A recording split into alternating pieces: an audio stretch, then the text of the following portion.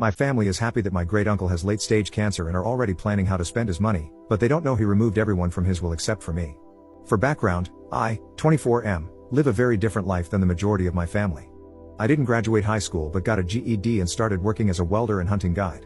The rest of my family is pretty successful. For instance, my father is a lawyer, my mom used to be an RN, my brothers own companies, and my sister married a lawyer. I'm glad my family found success, but they can be very shallow and often put me down for what I do for work. My mom will make comments like, "When are you going to school to get a real job?" or things like that. They didn't want to pay for welding school, so I worked at an auto shop to pay my own way through.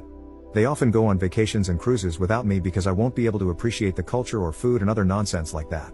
I love them, but I have been slowly pulling away from them over the last few years since I can tell that we live different lives and they have no interest in sharing theirs with me.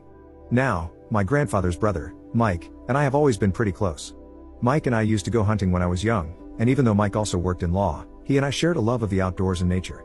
About a year ago, Mike was diagnosed with cancer and has quickly gone downhill in the last few months. I have taken a lot of time off work to care for him since he is my oldest relative, and no one else wants to take care of a frail, sick old man for some callous reason. His wife died 15 years ago, and he doesn't have any children.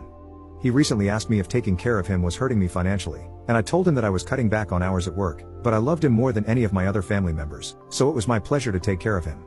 The next time I visited him, he revealed that he was having his will changed and would be willing his hunting cabin. It's not really a cabin, it's a small single-family home with power and running water on 70+ acres, to me, along with about $100,000 to get it fixed up and start your life. He wants the rest of his estate to be liquidated and donated to different causes he was passionate about. Mike is actively dying now. He asked to be taken out of hospice so he can die at home with his dog, who will also be coming with me when he passes away. In his own home, my family was talking about how much money Mike has and how, when he dies, they want to convert his hunting cabin into a summer vacation home and fund a big memorial trip to Europe on his dime since we are his last remaining family, and they expect the majority of his wealth to be divided among us. They do not know that everything is being donated and that I am getting the house and some of his money. I know that if and when they find out about what Mike has so graciously done for me, they will tear me down and curse his name.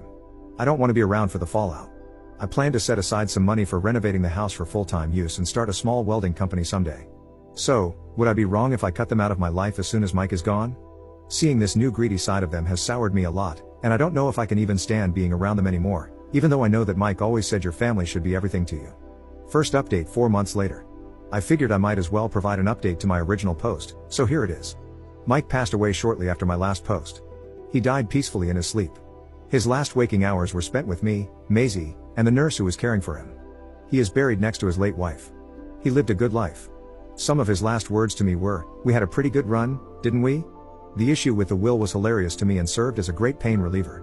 Mike is always looking after me, even after his death, because watching the fallout in real time was like chicken soup for my grieving soul.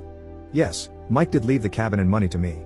He also left me his guns, his dog and her belongings, his fishing poles and tackle, and a few mementos from over the years. He changed the will 3 years ago and simply never told me or anyone else in the family. He left various trinkets for other members of our family that were pretty on the nose. For instance, he left my father, who spent a long time complaining about the contractors doing work on the house, a bag of old hand tools. My sister got a box of wine glasses. One of my brothers got a drawer full of pens and pencils for your blossoming legal career. He also gave all of us some money for a round of beer in his honor. Watching everyone go from fake sadness to excitement, to horror and disgust was quite the trip. My mom kicked the pot of flowers outside the office so hard that she tipped it over. My father just stared out the window in silence for a really long time.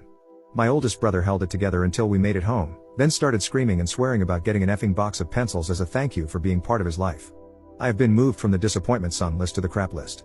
As some of you noted, they weren't exactly angry about the cabin and the money Mike left me, but more so about his larger assets that were being liquidated and donated. That drove them completely insane. The main target of their anger was the primary organization that Mike willed the rest of his estate to, and other than an initial outburst and some snide comments, they seemed to take it in stride. I haven't spoken to them much since Mike's passing and the will issue. There are still matters that need to be worked out, and I was told that could take up to a year. The cabin has been locked up, and I've set up some cameras and a gate alarm. I'm moving in slowly, alternating between here and my apartment until my lease is up. It's definitely dated, and I'm currently working through renovations and repairs. Because my phone number is tied to my work, I didn't want to change it, so I opted to block everyone except my mother, in case something really bad happened. After a few days of her complaining and questioning why Mike left me something so nice, she quieted down. Last week, my mom began calling and texting me, claiming it was an emergency. I spoke with her on the phone,